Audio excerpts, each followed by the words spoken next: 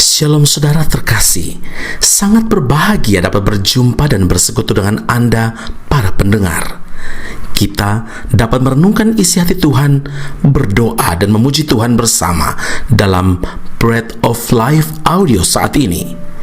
Mari kita siapkan hati kita untuk masuk dalam hadirat-Nya saat ini juga.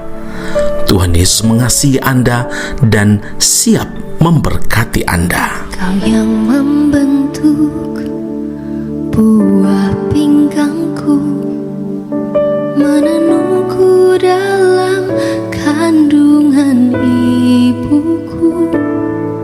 Matamu telah melihat hari-hari hidupku, sebelum satu pun ada. Engkau yang mengatur jalan hidupku, menuntunku dalam setiap langkahku. Matamu telah melihat hari-hari hidupku, semuanya dalam tangan-Mu.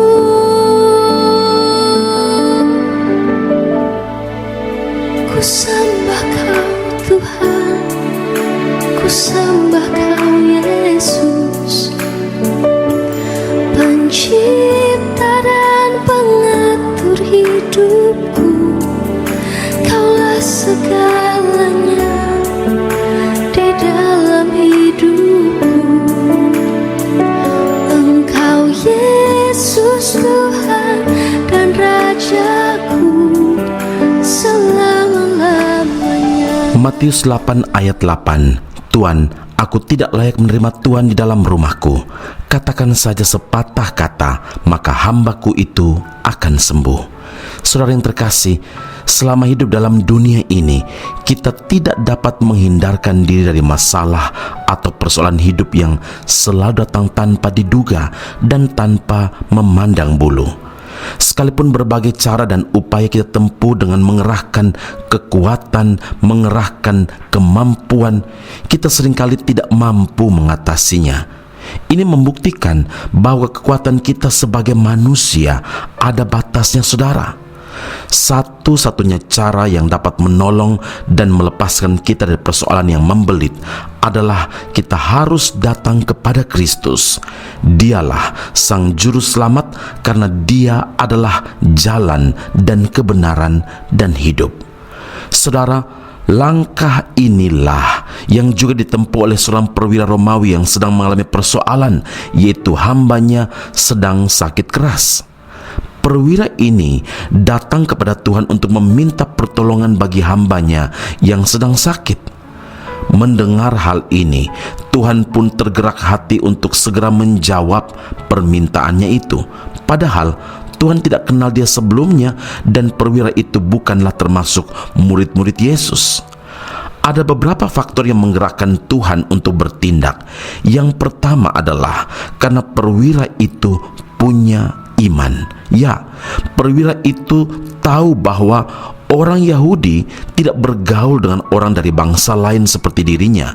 Seperti tertulis dalam Kisah Para Rasul 10 ayat 28, betapa kerasnya larangan bagi seorang Yahudi untuk bergaul dengan orang-orang bukan Yahudi atau masuk ke rumah mereka. Itulah yang menjadi alasan baginya mengapa Tuhan tak perlu datang ke rumahnya, tetapi cukup dengan sepatah kata saja, itu sudah cukup untuk menyembuhkan hambanya itu. Inilah bukti perwira ini punya iman yang luar biasa, saudara. Sesungguhnya iman sebesar ini tidak pernah aku jumpai pada seorang pun di antara orang Israel, kata Yesus dalam Matius 8 ayat 10.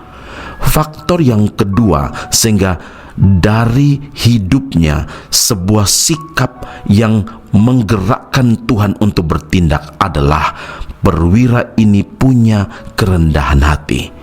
Perwira Romawi ini sekalipun pangkatnya tinggi, saudara, karena dia mengepalai 100 prajurit, tetapi tetaplah dia orang yang rendah hati. Ini tersirat dari pernyataannya, Tuan, aku tidak layak menerima Tuan di dalam rumahku. Saudara, perwira ini pun berempati terhadap hambanya yang sedang sakit di rumahnya. Meski sibuk, ia meluangkan waktu untuk hambanya itu dengan datang kepada Tuhan memohonkan kesembuhan dari Tuhan Yesus. Karena itu ingatlah saudara, dua kunci ini akan membawa kita untuk mengalami, untuk memperoleh belas kasihan Tuhan, yaitu iman dan kerendahan hati. Amin. Mari kita berdoa. Bapa Surgawi, terima kasih Tuhan Yesus. Kami berdoa mengucap syukur memuliakan nama Tuhan, karena Engkau Allah yang baik, Engkau Allah yang sangat mengasihi kami. Dua kunci yang kami pelajari dari peristiwa yang luar biasa yang dialami oleh perwira Romawi ini, di mana hambanya yang sakit mengalami kesembuhan dari Tuhan Yesus. Kami berdoa juga Tuhan, biar kunci ini dapat menjadi bagian hidup kami, yaitu punya iman dan punya kerendahan hati. Ketika datang kepada Tuhan, kami percaya belas kasihan Tuhan akan tercurah bagi kami. Tuhan pasti bertindak untuk membela kami, untuk memberkati kami, dan untuk memulihkan kehidupan kami. Pujian, hormat, kemuliaan bagi Allah yang hidup. Dalam Kristus Yesus Tuhan dan Juru Selamat kami berdoa dan mengucap syukur kepada Bapa di sorga. Haleluya. Amin. Tuhan Yesus memberkati Anda. Sampai jumpa. Keep on growing and never give up. Ajarku selalu berharap padamu, rencanamu yang terbaik bagiku. Bukan kehendakku, hanya kehendakmu terjadi dalam hidupku. Ajarku selalu berserah padamu, semua kan indah pada waktumu. Dalam kirbatmu kau simpan air mataku, tak terlambat pertolonganmu. Kau bukan Allah yang tak mendengar, kau bukan Allah yang tak memperdulikan. Hanya kau Allah yang bertindak bagi semua yang menantikanmu.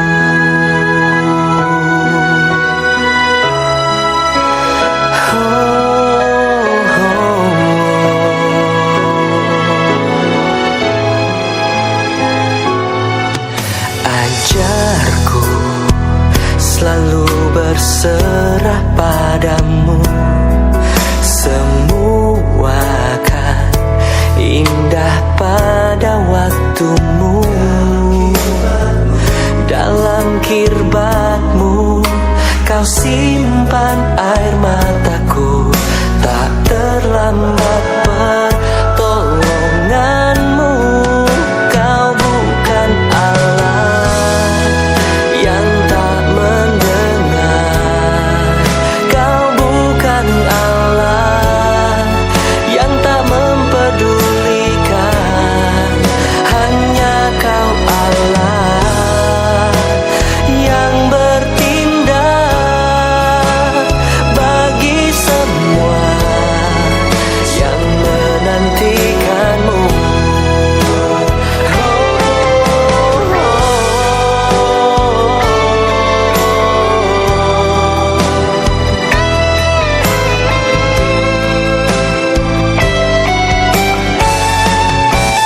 Kau bukan Allah yang tak mendengar, kau bukan Allah yang tak memperdulikan. Hanya kau Allah yang bertindak bagi semua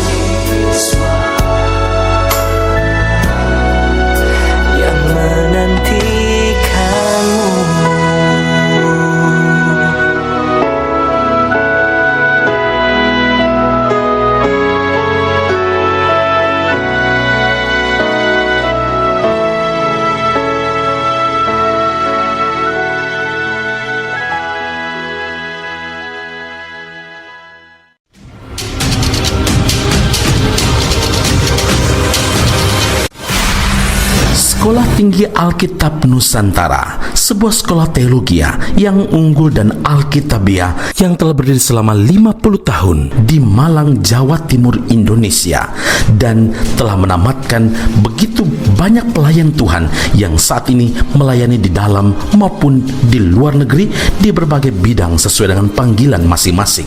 Sejak tahun 2022 hingga kini, Sekolah Tinggi Alkitab Nusantara membuka cabangnya di Malaysia dan menjalankan kelasnya secara online. Program yang ditawarkan adalah sarjana atau degree dalam bidang teologi dan master atau magister dalam bidang teologi. Anda masih boleh bekerja dan bahkan melayani sambil mengupgrade diri Anda dan belajar bersama di Sekolah Tinggi Alkitab Nusantara cabang Malaysia. Untuk informasi dan pendaftaran sila hubungi 017 7923 798. Sekali lagi 017 7923 798. Jumpa Anda di Sekolah Tinggi Alkitab Nusantara. Tuhan Yesus memberkati.